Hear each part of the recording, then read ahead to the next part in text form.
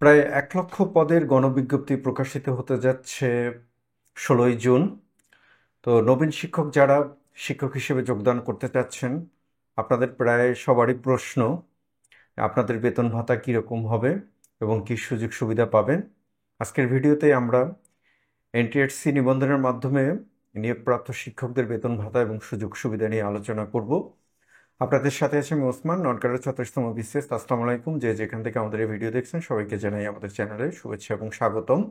মূল আলোচনা শুরু করার আগে আপনাদেরকে অনুরোধ করব, যারা ইতিমধ্যে আমাদের চ্যানেলটি এখন পর্যন্ত সাবস্ক্রাইব করেননি বা লাইক কমেন্ট শেয়ার করেননি, তাহলে অবশ্যই, যদি আমাদের ভিডিও আপনাদের ভালো লেগে থাকে, যদি আমাদের থেকে আপনারা বিশ্বাসযোগ্য তথ্য পেয়ে থাকেন, নির্ভরযোগ্য তথ্য পেয়ে থাকেন, তাহলে লাইক কমেন্ট শেয়ার এবং সবচেয়ে গুরুত্বপূর্ণ সাবস্ক্রাইব করে আমাদের সাথে থাকবেন। তো চলুন আমরা মূল আলোচনায় চলে যাই।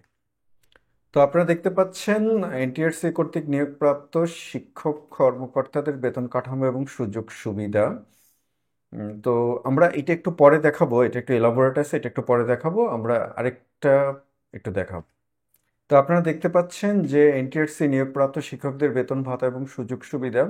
আমরা এখানে এন্ট্রি পদ ধরে বলবো, অর্থাৎ আপনি যোগদান করবেন যে পদে, সেই পদ ধরে আমরা বলবো।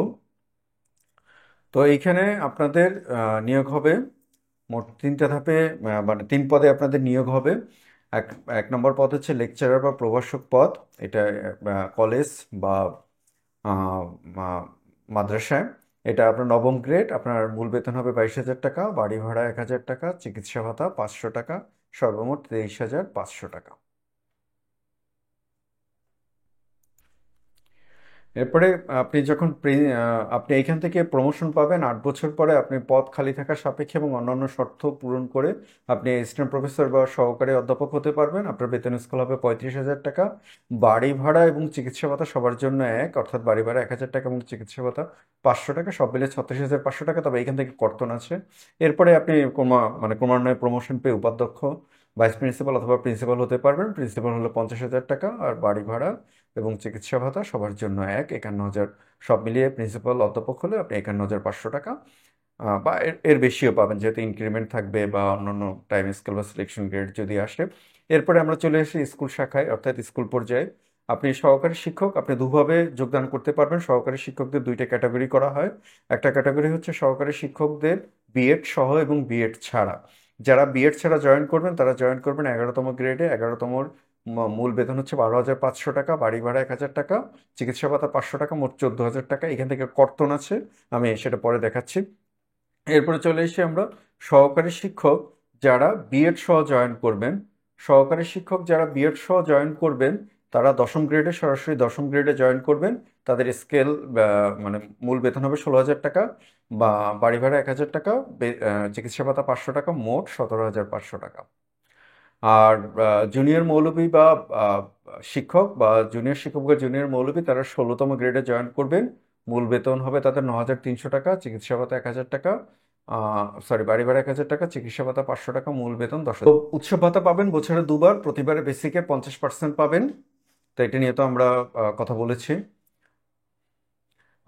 এটা এই বছর থেকে চালু হয়ে গিয়েছে। বৈশাখী ভাতা বছরে একবার পাবেন, বেসিকের 20%। বাৎসরিক ইনক্রিমেন্ট বেসিকের 5%, অর্থাৎ আপনার যে বেসিক থাকবে জুনে, জুলাইতে গিয়ে আপনি তার 5% পাবেন। অর্থাৎ আপনার বেসিক যদি ধরে নেন 16,000 টাকা যদি হয়, বেসিক 16,000 টাকা হলে আপনারা তার 5% অর্থাৎ 800 টাকা পাবেন। তাহলে জুলাইতে আপনার বেতন হবে 16,800 টাকা।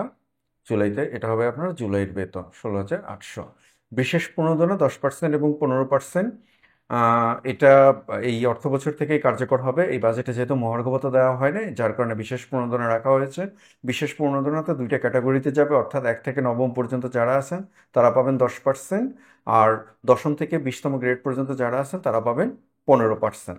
অর্থাৎ 10ম থেকে 16তম গ্রেড পর্যন্ত যারা আছেন তারা পাবেন 15%। আপনারা যেহেতু জুনিয়র শিক্ষকরা 16তম গ্রেডে জয়েন করবেন। আর বিএড এর যে বিষয়টা আমরা বলেছিলাম, যদি বিএড ডিগ্রি না থাকে তাহলে 5 বছরের মধ্যে বিএড করে নিতে হবে, এটা নিয়ম। আর করলে সুবিধা আছে, 11তম গ্রেড থেকে আপনি 10ম গ্রেডে উন্নীত হবেন। আর সহকারী শিক্ষক যারা আছেন 10 বছর চাকরি করার পর তারা সিনিয়র শিক্ষক পদে পদোন্নতি হয়ে নবম গ্রেডে যাবেন। আর অতিরিক্ত আয়, এখানে এমপিওর যে কথাটা আমরা বলছিলাম, এমপিও এমপিও মানে হচ্ছে মন্থলি পেমেন্ট অর্ডার, অর্থাৎ আপনার যে বেতন ভাতার যে অংশটুকু আছে সেই অংশটুকু সরকার আপনাকে দেবে। এর বাইরে একটা অংশ 5% বা 10% এইটা শিক্ষা প্রতিষ্ঠান থেকে দেওয়ার কথা, কিন্তু এইটার আশ্বাস ছেড়ে দেন। বাংলাদেশে খুব বড় বড় প্রতিষ্ঠান ছাড়া বা খুব অল্প কয়েকটা প্রতিষ্ঠান ছাড়া এটা নিয়মিতভাবে দেওয়া হয় না। আর আমরা ওইখানে কর্তনের কথা বলছিলাম, আপনার মূল বেতন থেকে 10% কেটে রাখা হবে প্রতি মাসে, যেটা আপনাকে গ্র্যাচুইট এবং কল্যাণ ট্রাস্ট ফান্ড থেকে এককালীন অর্থ প্রদান করা হবে। অর্থাৎ আপনার বেসিক যদি 16,000 টাকা হয়, 16,000 টাকা থেকে 10% কেটে নেওয়া হবে। তো আমরা চার্টটি দেখেছিলাম, সে চার্টটি আরেকবার একটু দেখবো। তো এই চার্টটি আমি পুরোপুরি দেখাবো না, কারণ এমনিতে আপনাদের একটু সমস্যা আছে যে আপনারা একটু বড় ভিডিও দেখতে চান না ভাই। তো আমার যে তথ্যটুকু দেওয়া আছে সেই তথ্যটুকু তো পুরোটুকু আমাকে দিতে পারতে হবে। যদি পুরোটুকু আমি দিতে না পারি তাহলে কি হবে?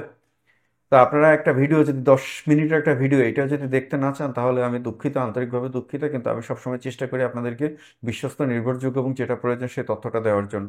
তো যাই হোক, এটা হলো একদম মূল স্যালারি শিটের মতো, এটার বিস্তারিত আমি আর বলবো না। আমি জাস্ট একটা উদাহরণ দেবো। লেকচারার 1 বছরে কি কি বেতন পাবেন: নবম গ্রেড 22,000 টাকা, এটা মোট 12 মাসের পাবেন।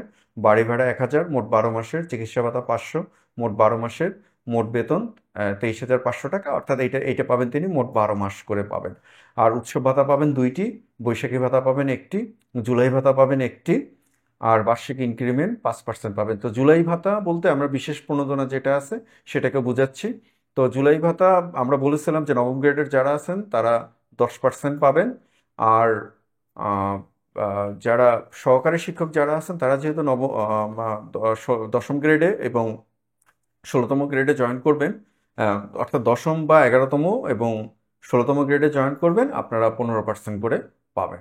এই যে আমি এইখানে এটা দেখিয়ে দিয়েছি, 15% করে পাবেন। তো যাই হোক, এই স্যালারি শিটটা আপনারা যারা দেখতে চান, আমি এই ফাঁকে একটু বলে রাখি। আমি আগের একটি ভিডিওতে বলেছিলাম যে আপনাদের সুবিধার জন্য, কারণ অনেকেই আমাকে প্রশ্ন করেন বা বিভিন্ন ধরনের বড় বড় গ্রুপগুলোতে অনেক সময় আপনারা বিশ্বস্ত এবং নির্ভরযোগ্য তথ্য পেতে আপনাদের একটু প্রবলেম হয়। অনেকেই বড় বড় গ্রুপগুলোতে যুক্ত আছেন, তো আমার গ্রুপ অত বড় না, তবে আপনারা এতদিন পর্যন্ত দেখে আসছেন যে আমি সবসময় চেষ্টা করি আপনাদেরকে বিশ্বস্ত এবং নির্ভরযোগ্য তথ্য দেওয়ার জন্য। তো সেক্ষেত্রে আমি আপনাদেরকে অনুরোধ করব, যদি ষষ্ঠ গণবিজ্ঞপ্তির একদম বিজ্ঞপ্তির পূর্বের সময় থেকে একদম নিয়োগ পর্যন্ত বা নিয়োগের পরবর্তী আপনাদের বিভিন্ন তথ্য দরকার, তাহলে অবশ্যই আমাদের এই গ্রুপটিতে জয়েন করবেন। আর এর ফলে যেটা হবে কি, আপনারা অনেকে আমাকে প্রশ্ন করেন, আমি সবসময় সবার প্রশ্নের উত্তর দিতে পারি না সময়ের অভাবে। তো আপনারা যদি গ্রুপে থাকেন তাহলে অনেকেরই এই বিষয়ে যথেষ্ট অভিজ্ঞতা, খুব ভালো জ্ঞান আছে, এবং অনেকে ইতিমধ্যে এনটিএসসির চাকরিও করেছেন। তো তারা, মানে আপনারা সবাই মিলে আপনাদের যে প্রশ্নগুলো আছে সেই প্রশ্নগুলোর একটা সুন্দর জবাব বা তথ্যগুলো সুন্দর চমৎকার একটা তথ্যের উৎস হতে পারবে আমাদের এই গ্রুপটি। তো এই গ্রুপে আমি লিঙ্ক দেওয়া থাকবে, আমাদের ডিসক্রিপশন বক্সে দেওয়া থাকবে এবং কমেন্ট বক্সে আমি পিন করে দেবো, আপনারা অবশ্যই জয়েন করে নেবেন। তো আমরা যে আলোচনাটাতে ছিলাম সেই আলোচনাটাতে আরেকবার একটু যাই। তো আমরা এইখানে ছিলাম, আর এর নিচে বাকি যেইটা আছে সেগুলো ওই একই রকমের, তো ওইটাকে আমি আর দেখাবো না, আগে যেটা দেখিয়েছি সেটাই একই রকমের। তো এটাই হচ্ছে আপনাদের মোটামুটি যে বেতন ভাতা বা যে সুযোগ সুবিধা পাবেন, বা সরকার সময়ে সময়ে আপনাদেরকে যে সুযোগ সুবিধা দেবে সেই সুযোগ সুবিধার ছোট্ট একটা সিনাপসিস বা সামারি। এখন আমি একটু কথা বলবো। অনেকেই যেটা বলবেন যে একটু চিবিয়ে চিবিয়ে আপনি কথা বলেন, জ্ঞানী ভাব নিতে চান, আসলে বিষয়টা তা না, খুব ছোটখাটো মানুষ আমি। এখন এই কথাগুলো একটু আবেগের কথা, আবেগের কথা তো সবসময় আর আপনাদের ভিউ বা আপনাদের মানে ভিউ বা ইনকাম বা এগুলো দিয়ে তো হয় না, আবেগ একটা ভিন্ন জিনিস। আবেগের জায়গা থেকেই বলি, শিক্ষকতা পেশা হচ্ছে পৃথিবীর সবচেয়ে প্রাচীনতম পেশা, পৃথিবীর আদিমতম পেশা, এবং পৃথিবীর সবচেয়ে সম্মানজনক পেশা। আজকে এই এআই এর যুগেও, আজকে যদি আপনি ইউরোপ আমেরিকাতে উন্নত রাষ্ট্রগুলোতেও যান, সেখানে শিক্ষকদেরকে সর্বোচ্চ সম্মানের জায়গায় দেখা হয়।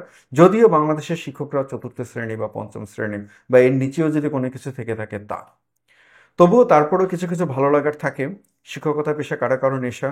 আমার মতো শিক্ষকতা যাদের নেশা, হয়তো ভালো কোনো সুযোগ বা এর থেকে বেটার সুযোগ ছেড়ে আপনারা শিক্ষকতা আসেন, হয়তো যেটা চান সেটা পান না। কারণ আমরা যদি শিক্ষকদের প্রাপ্তির কথা যদি চিন্তা করি, আমাদের টোটাল জিডিপি, আমাদের যদি বাজেটের সাইজটা চিন্তা করি, তাহলে আফ্রিকার অনুন্নত দেশ থেকেও আমাদের দেশের শিক্ষকরা অনেক কম সুযোগ সুবিধা পান। আপনি যদি সার্কভুক্ত দেশগুলোর সাথে তুলনা করেন তাহলে আমাদের শিক্ষকদের অবস্থার সবচেয়ে পেছনে।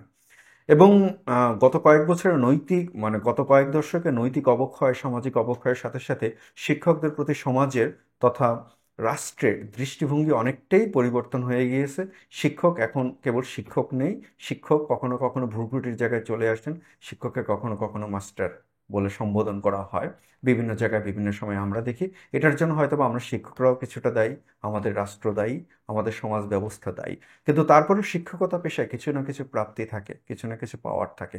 একজন অভিভাবক এসে যখন তার সন্তানকে আমার সামনে নিয়ে এসে বলেন যে স্যার আপনার হাতে তুলে দিলাম, তখন আমার কাছে মনে হয় যে যেটা শুধুমাত্র একটি সন্তানকে তিনি বা একটি ছাত্রকে আমার হাতে তুলে দেন নাই, তিনি তুলে দিয়েছেন একটি জাতিকে, তিনি তুলে দিয়েছেন এই বাংলাদেশকে। তো নবীন শিক্ষক যারা আছেন হয়তো অনেক কিছুই পাবেন না, আবার এখানে এমন কিছু পাবেন যেটা আপনি অন্য কোনো পেশায় পাবেন না। আপনি যখন রাস্তায় বের হবেন তখন দেখবেন যে অনেক প্রভাবশালী মানুষ বা অনেক নষ্ট মানুষ বা অনেক খারাপ মানুষ সমাজের দৃষ্টিতে, কিন্তু তারাও আপনাকে সম্মান করছে কেবলমাত্র একজন শিক্ষক হিসেবে।